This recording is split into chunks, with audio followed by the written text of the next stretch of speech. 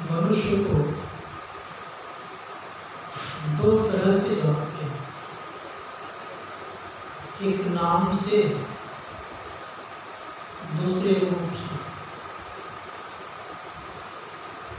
तो रूप का ख्याल नहीं है, नाम का पता है, पूछते पूछते उनके हम हो जाते हैं कि फलाने का नाम है।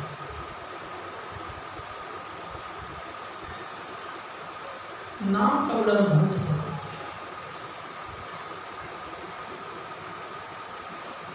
नाम पता नहीं हो, आप चलते रहे, आप उनके घर नहीं पहुंच पाए। इसीलिए रूप तब काम आता है जब नजदीकी हो और उनके नाम पता है। संसार नाम रूपात्मक है, याद रखिए। रूप जगत में सबसे विशेष महत्व रखता है। शास्त्रों में आया है कि 83% लोग रूप जगत में व्याप्त हैं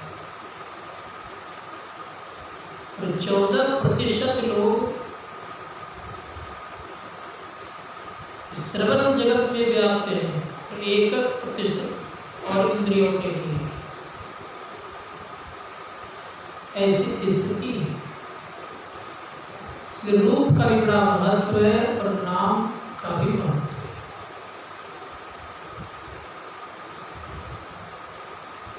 किन्हीं का नाम सुन लेते हैं लोग, जैसे सुभद्रा ने अर्जुन को देखा नहीं था, केवल नाम सुना था कि अर्जुन बड़े ही वीर हैं,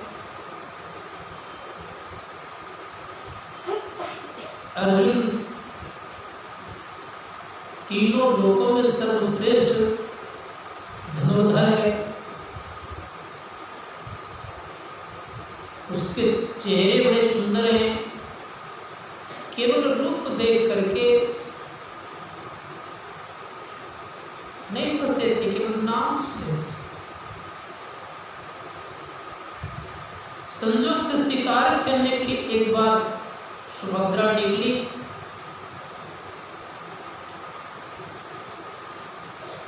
एक शिकार पर सुभद्रा विमान चलाती है और उसी शिकार पर अर्जुन भी चलाते हैं।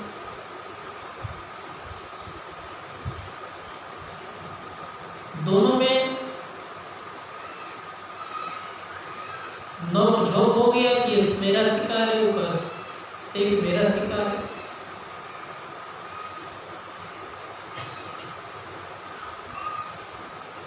परिणाम ये हुआ कि जान नहीं रहे थे कि अर्जुन यही है। अगर जानते तो ये बात होती ही नहीं। समस्या ये हो गई, दोनों अड़ गए।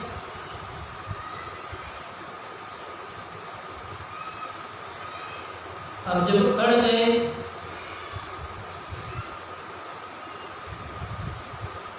तो अंत में अर्जुन ने समझौता किया, ठीक है भाई, तुम्हारा ये नहीं,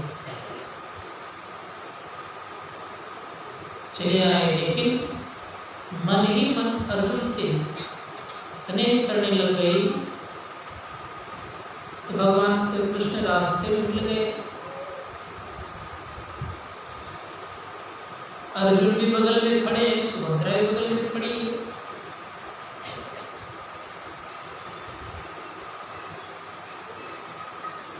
भगवान श्री कृष्ण कहते हैं कि सुभद्रे, तुमने अर्जुन को जानती हो? बड़ा नटखट है, बड़ा शैतान है, बड़ा अहंकारी है। सुभद्रा कहती है, भैया क्या कह रहे हैं? जिससे लोग प्रेम करने लग जाते हैं उनकी बुराई पसंद नहीं करते।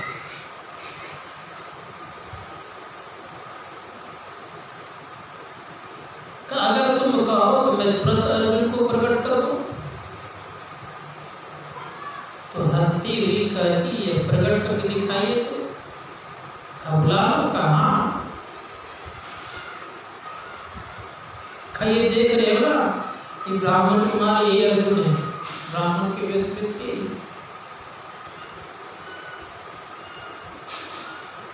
परिणाम ये हुआ कि केवल नाम जान रही थी, अब रूप देख ली और आकर्षण बढ़ गया। संत लोग कहते हैं उसी प्रकार से अगर वर्णात्मक नाम को हम जपते हैं, उससे जो शक्ति मिलती है, उससे विशेष शक्ति मिलती है। कब? जब हम रूप में आरूढ़ होते हैं तब। रूप ध्यान अगर ठीक ठीक हो जाए, उससे विशेष शक्ति आपको मिल जाएगी। इसीलिए महर्षि ने, ब्रह्मा जी महाराज ने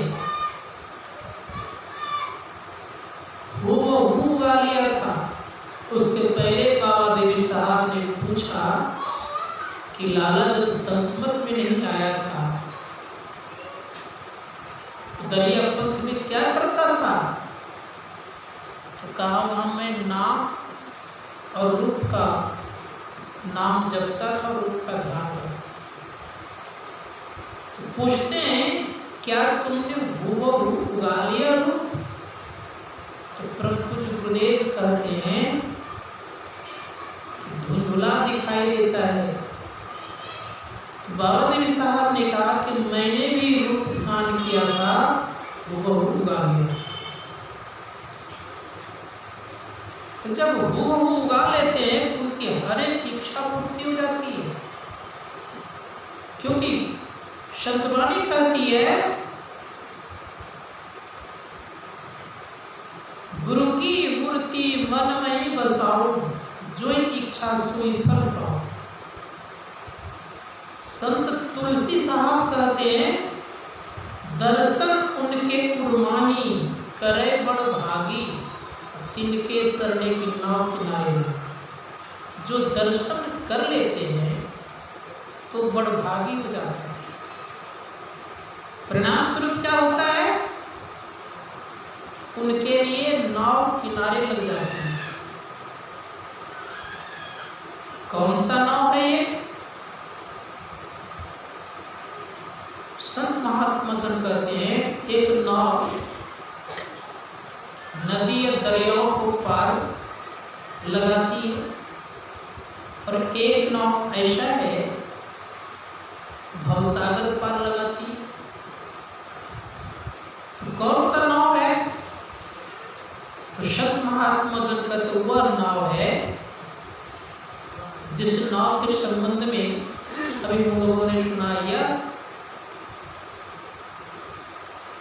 कि जब नाम जपते हैं लोग, उसके अंदर अनहद धुनी आती है, वह नाम मिल जाता है। उसी को संत दाऊदयाल जी महाराज ने कहा, नाव रे नाम शिरोमणि नाव रे। उसको शिरोमणि कहा गया। वह नाम कैसा?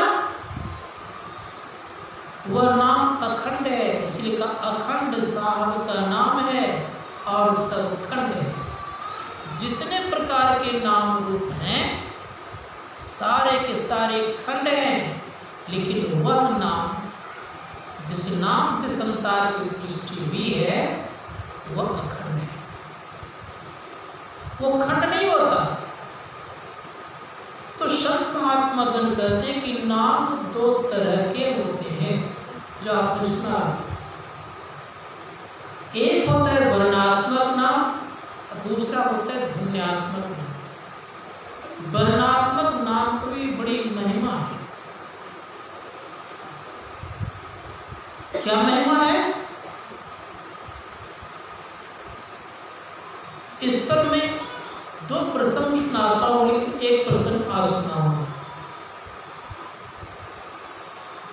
काशी नरेश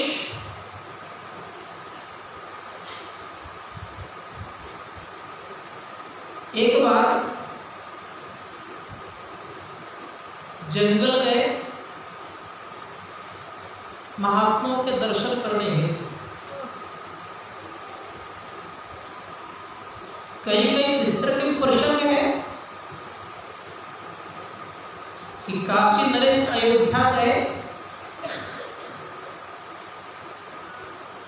सबको प्रणाम किए, लेकिन विश्वामित्र मुनि को प्रणाम नहीं किया।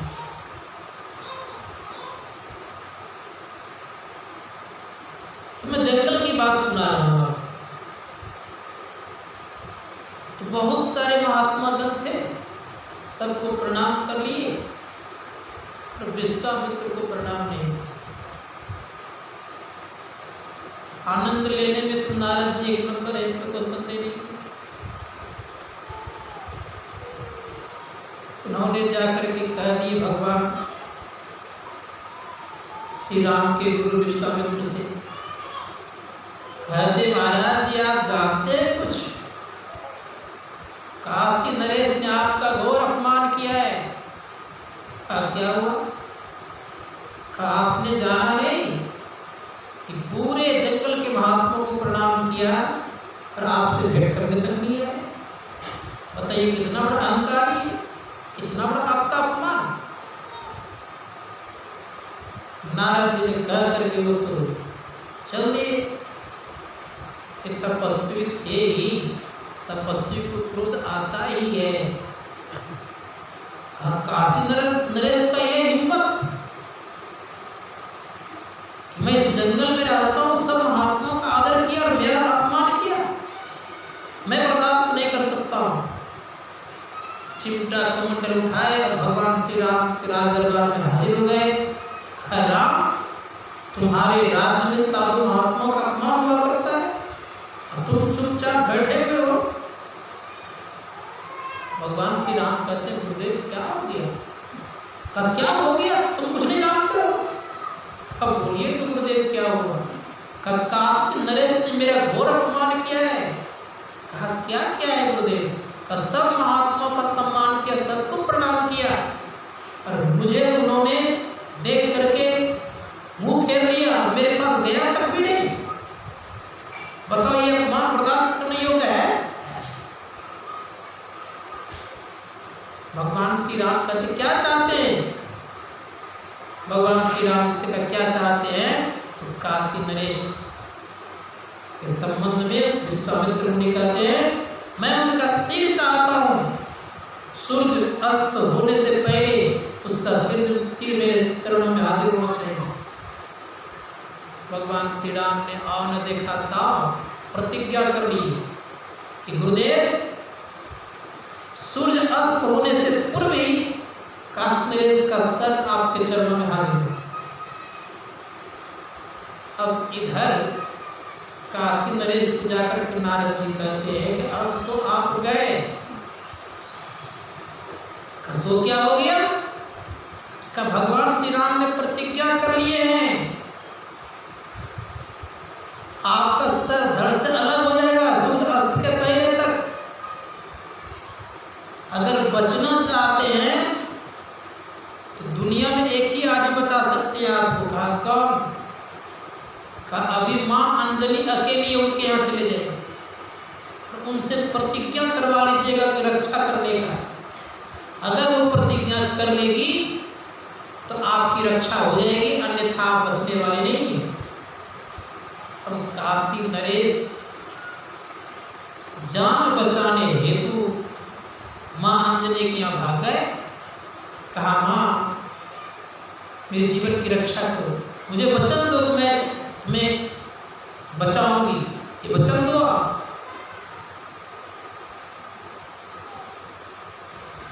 माँ अंजलि प्रतिज्ञा कर लेती है कि मैं आपको अवश्य ही बचाऊंगी, आपकी रक्षा अवश्य करूंगी।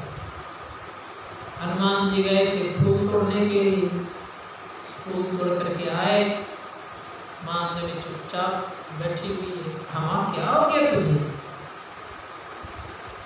कुछ बोलती नहीं हो? कहा पुत्र तुम वचन दो। कहा किस बात की वचन? पुत्र और माँ में, बेटा और पुत्र में कैसा वचन? बेटा और माँ में कैसा वचन? कहा आज तुम्हें वचन देना पड़ेगा। कहा मैंने वचन दिया, कहीं काशी नरेश की रक्षा करनी है। भगवान श्री राम ने प्रतिज्ञा ली है कि कि सूर्य अस्त से पूर्व इसके सर धड़ से अलग हो जाएगी और वो सर विश्वामित्र के चरणों में जाएंगी। कहा मां कि भक्त और भगवान लड़ाई। अब तो समस्या खड़ी हो गई। भगवान राम की प्रतिज्ञा है, वो मेरे प्रभु हैं, इष्टदेव हैं, और उनके बीच में मुझे आप आने के लिए कह रही हो और वचन भी हमसे ले ली हो। तो अंजलि कहती मैं कुछ सुनने को तैयार नहीं हूं, तुमने वचन लिया है, इसकी रक्षा करो। अब क्या करते? भगवान श्री राम रथ सजा करके आ गए। हनुमान जी से कहता हनुमान जी काशी नरेश को निकालो। हनुमान जी कहते नहीं प्रभु, काशी नरेश को मैंने वचन दिया है रक्षा करो।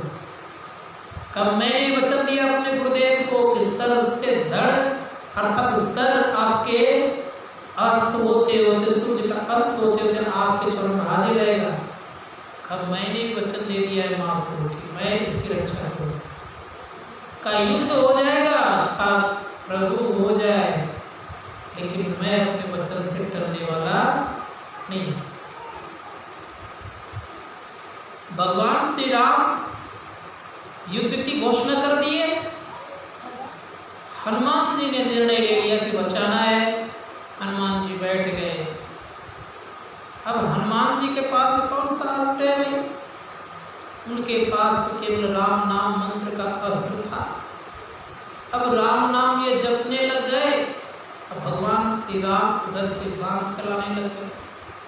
जितने बाण आवे सब हनुमान जी का प्रदक्षिणा करके सारे बाण घूम जाए। सुबह से युद्ध होते होते होते सूर्य अस्त होने कगार पर चला गया, लेकिन दोनों में से किसी की हार नहीं हो रही। दोनों परेशान हो गए और ये तो केवल श्री राम कर रहे हैं और भगवान श्री राम केवल बाण चला रहे हैं। अंत में देखा कि न भक्त की हार है न भगवान की हार है। नारद जी कहते हैं ऐ काशी नरेश देखते क्या हो? अरे विश्वामित्र खड़े हैं, उनके चरणों में जाकर अपना मस्तक रख दो, भगवान की बात भी रह जाएगी और भक्त की भी लाज रह जाएगी। जैसे इस युक्ति को बताया, का मारेगा का कुछ नहीं करेगा, तुम जाओ तो मैं कह रहा हूं तुमको कुछ नहीं करेगा। जैसे चरणों में जाके अपना मस्तक रखते हैं काशी नरेश, क्षमा याचना मांगते हैं, तो विश्वामित्र ने का क्रोध ठंडा हो चुका था, ठंडा हो गया। भगवान श्री राम से कहते हैं कि हे राम अब युद्ध करना छोड़ दो। काशी नरेश मेरे चरणों में हाजिर हो गया, झुक गया, इन्हें क्षमा करो। संत महात्मागण कहते हैं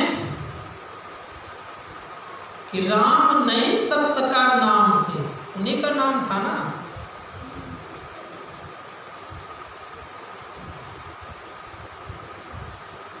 राम नाम से नहीं सक सके,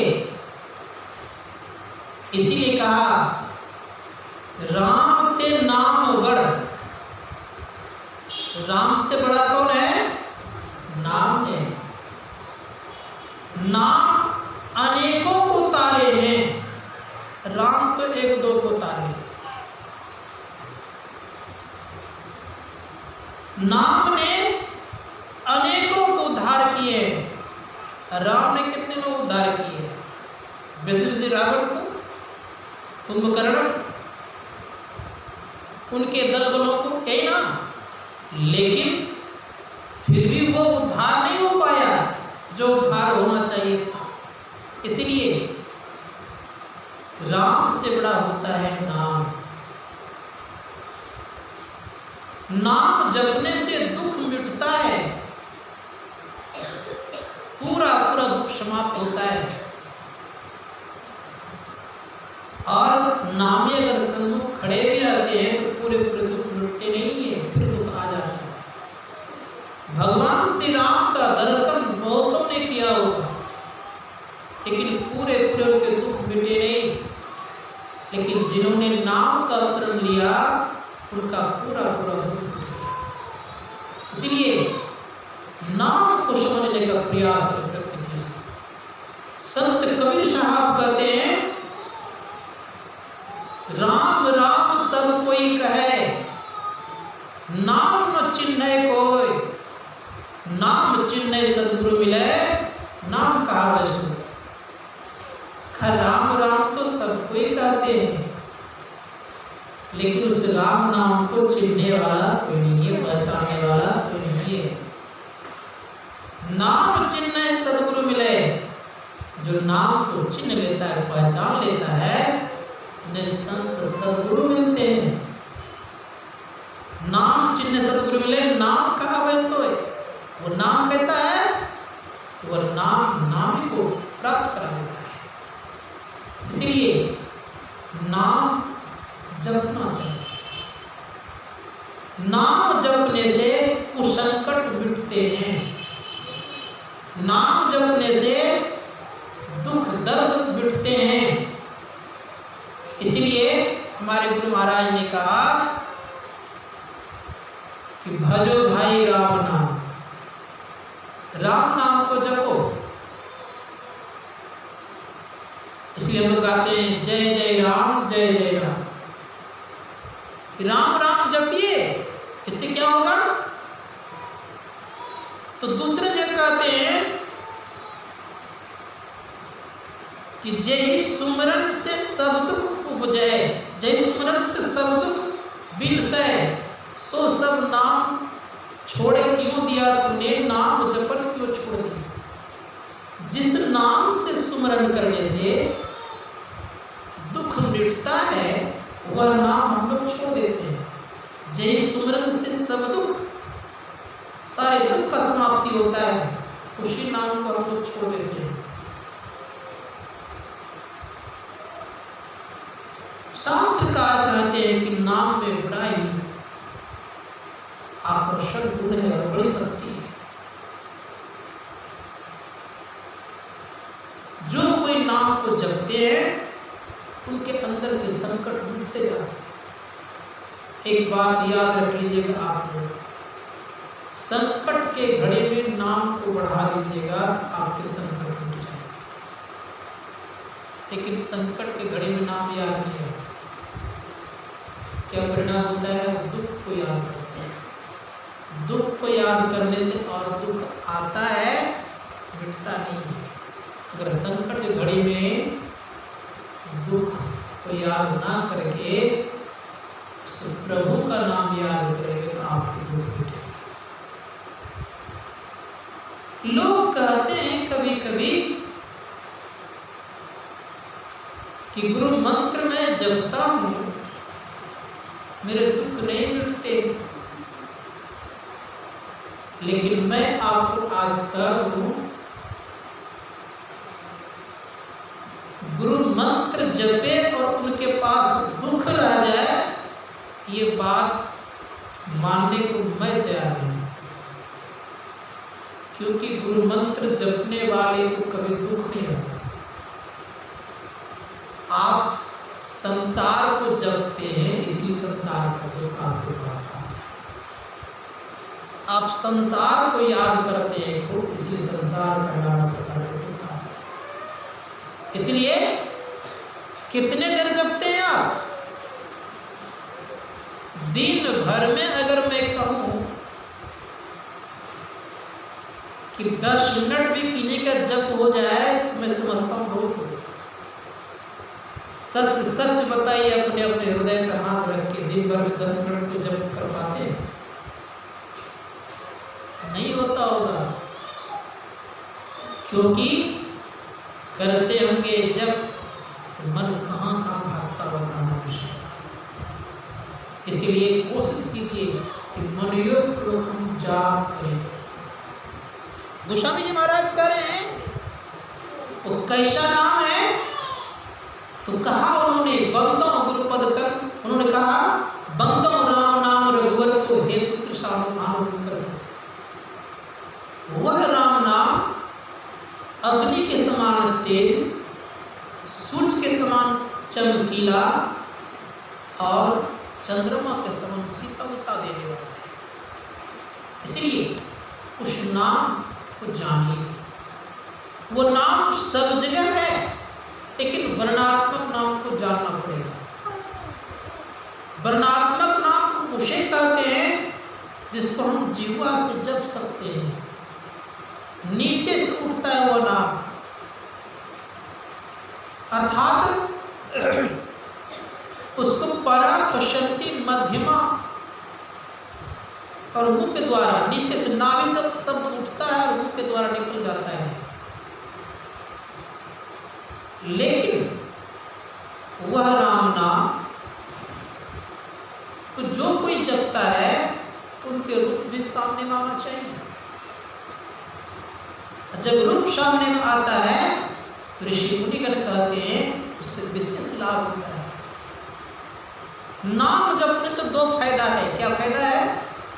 भीतर भी शुद्ध होते हैं और बाहर भी शुद्ध होते हैं। उदाहरण रूप में जैसे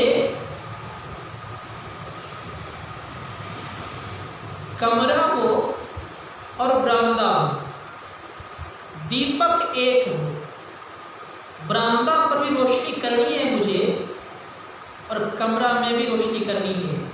क्या करना पड़ेगा? उसके चौखट पर आप दीपक जला दीजिए, जिसको देहरी कहते हैं।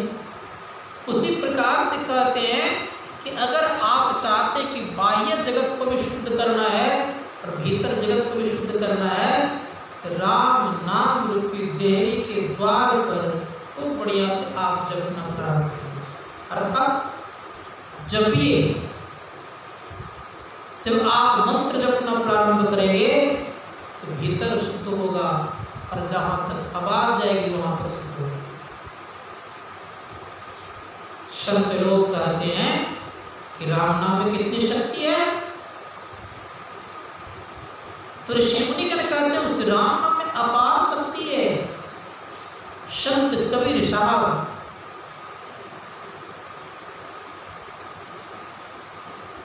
के पुत्र का नाम था कमाल। कमाल ने राम नाम से एक दो व्यक्ति को जिंदा कर दिए। मैं संक्षेप में खाली कर रहा हूं। तो संत कबीर साहब ने कहा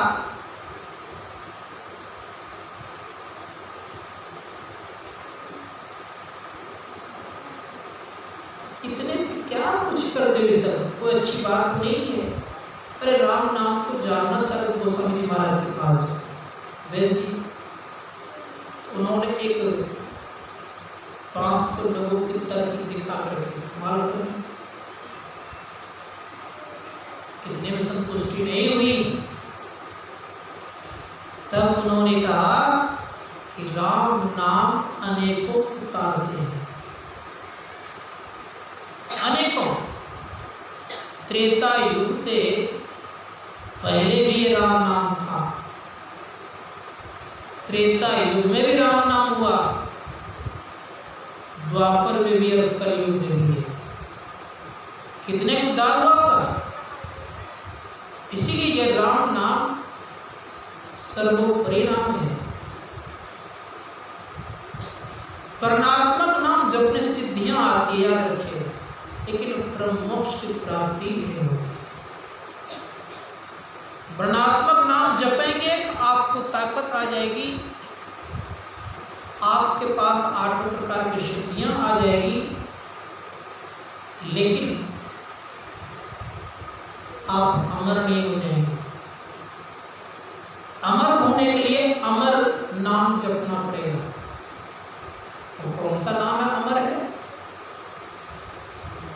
महर्षि में ब्रह्मा जी महाराज कहते हैं राम नाम अमर नाम, भजो भाई सोई, सोई सत धुन सब घट घट हो।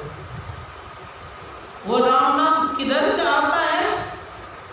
वो राम नाम ऊपर से नीचे आता है और ये राम नाम नीचे से ऊपर जाता है। बात समझ आ रही है?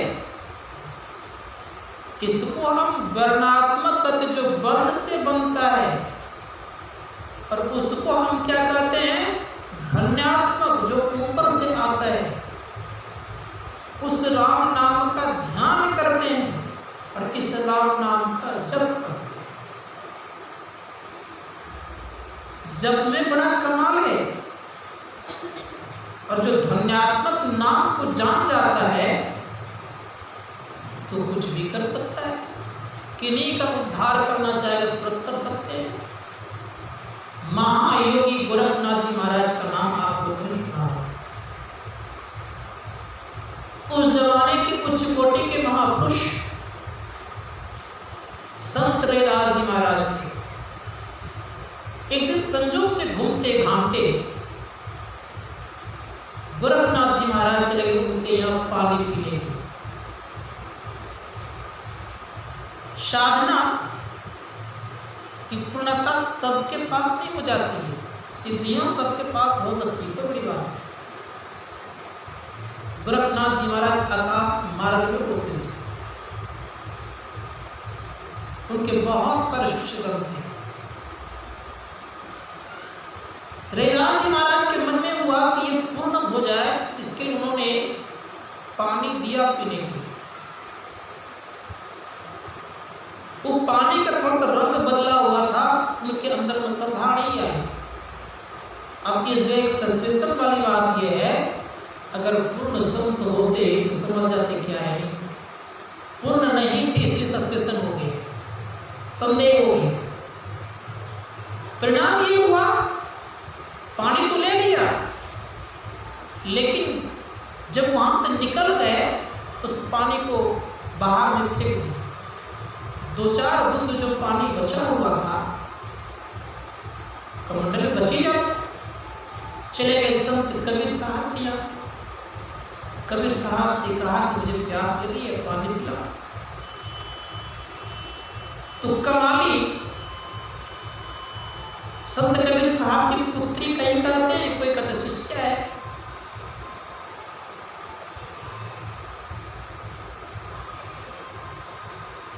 तो कमाली कहते हैं कि महाराज जी कहाँ से आप आए?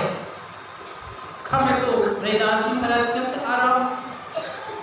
कहा उन्होंने कुछ दिया होगा? कहा हाँ, पानी पीने दिया था कमंडल में, लेकिन मैंने पिया नहीं, फेंक दिया। तो कमंडल कहाँ है? कहीं तो कमंडल है। उस कमंडल को उन्होंने ली, जो 2-4 बूंद पानी उसमें पड़ा हुआ था उसको पी गई। तो उनकी दिशा और दशा दोनों बदल गए। तो सब कुछ जानने लग गई, और जब सब कुछ जानने लग गई तो मन ही मन ये मुस्कुराने लग गई। लेकिन समझ में लोगों को नहीं आई बात। उसमें भारत और मुल्तान एक था, अलग नहीं था। इनकी शादी, कमाली की शादी मुल्तान में हो गई, और गोरखनाथ जी महाराज का शिष्य मुल्तान में बहुत ज्यादा था। इतने ज्यादा शिष्य था कि ये गए वहाँ, और गए तो सब शिष्य करने लगे, महाराज जी मेरे यहाँ भोजन, मेरे यहाँ भोजन। उन्होंने एक तरकीब निकाला यह कि जो मेरे खप्पड़ को भर देंगे उनके यहाँ मैं भोजन करूँगा, और जो नहीं भरेंगे उनके यहाँ भोजन मैं नहीं करूँगा। अब कोई व्यक्ति उस खप्पड़ को भरने को तैयार नहीं। अब करते तो करते क्या,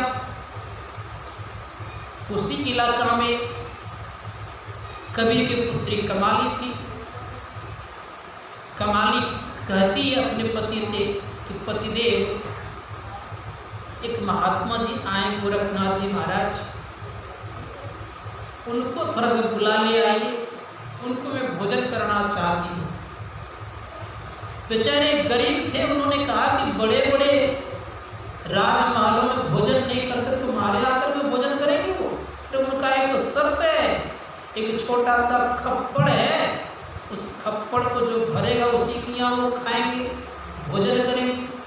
तो तुम कहाँ से भर पाओगे? बड़े बड़े सेठ महासेठ नहीं भर पाए, तुम खप्पड़ कहाँ से भर दोगी? तो कमाली कहती अपने पति से कि खप्पड़ को भरूंगी भी और भोजन भी कराऊंगी। जैसे इस बात को उन्होंने कही तो उनके पति गए निमंत्रण देने के लिए। महाराज जी मेरी धर्मपत्नी है, आपको निमंत्रण दी है कि भोजन भी कराएंगी और आपके खप्पड़ को भी भरेंगी। कब मेरे खप्पड़ को भर देगी? कहा हाँ, मेरी पत्नी तो ऐसी ही बोली है। कहा चलो, चल दिए। कमाली क्या करती है, घर से एक चम्मच चावल निकालती है और उधर सेठ महासेठ पूरा कुंटल कुंटल डाल दे, तब भी नहीं भरता था।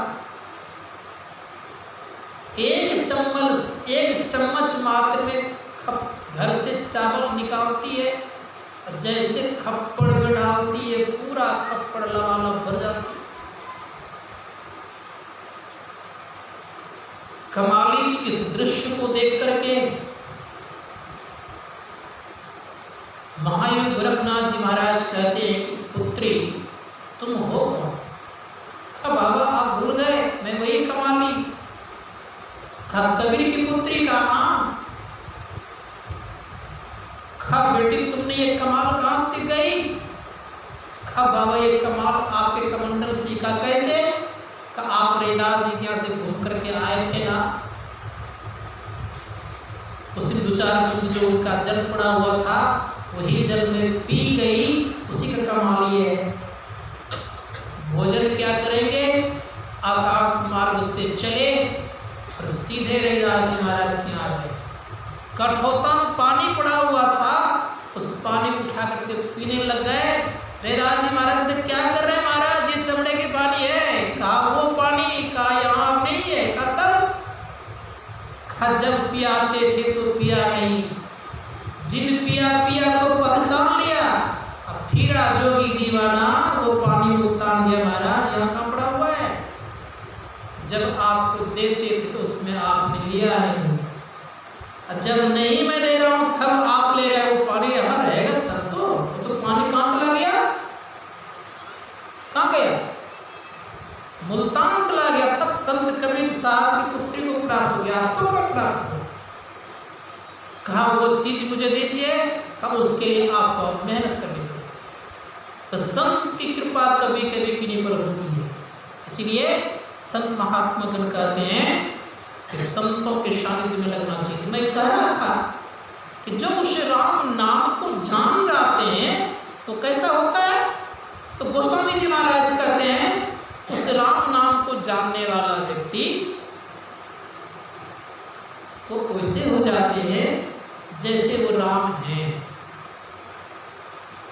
वाल्मीकि जी महाराज महान हत्यारा था, लेकिन उस राम नाम को जाना तो ब्रह्म के समान होगा। इसलिए कहा उल्टा नाम जपत जग जाना, वाल्मीकि भयो ब्रह्म सब।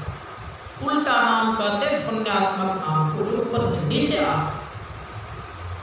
नाम है उल्टा और लोग अर्थ क्या लगाए हैं? राम। राम का उल्टा नहीं है, नाम का उल्टा है। लोग अर्थों का अनर्थ लगाने वाले भारतवर्ष में कमी थोड़ा है। नाम को उल्टा के क्या होता है? नाम को उल्टा के देखिए क्या होता है? क्या होता है भाई? मना हो जाएगा। मरा राम रहेगा तब ना उठाइएगा मां। वो नाम उल्टा, नाम जपत जग जाना, वाल्मीकि ब्रह्म समाना। टीकाकार लिख दिया है अर्थ कुछ करता कुछ, टीकाकार ने दिया मरा मरा जपते। अरे ऐसा कहीं थोड़ा हुआ है? जो मोह बोलेगा रो बोलेगा वो मरा शब्द कैसे बोल देगा भाई? राम क्यों नहीं बोल सकता है? अरे जिनकी जीवा में रो बोलने की क्षमता है और मोह बोलने की क्षमता है वो राम बोलेगा। लेकिन लोग अर्थ का अनर्थ लगाने वाले हैं तो उल्टा नाम से मतलब होता है ध्वन्यात्मक नाम। ध्वन्यात्मक नाम में दो तरह के होते हैं। अब मन में संशय हो दो तरह के ये नाम कहां से आ गए? एक जड़ात्मक मंडल के नाम और एक चेतन मंडल के नाम। अर्थात जो चेतन मंडल के नाम को जानते हैं वो अपने आप को पहचानते हैं। वही राम नाम भवसागर पार कराता है। वो राम नाम कैसा है? वो अजर और अमर राम नाम है। उसी नाम के संबंध में दाऊद अजमानी का वो सृष्टि का मूल है, वही शिरोमणि है।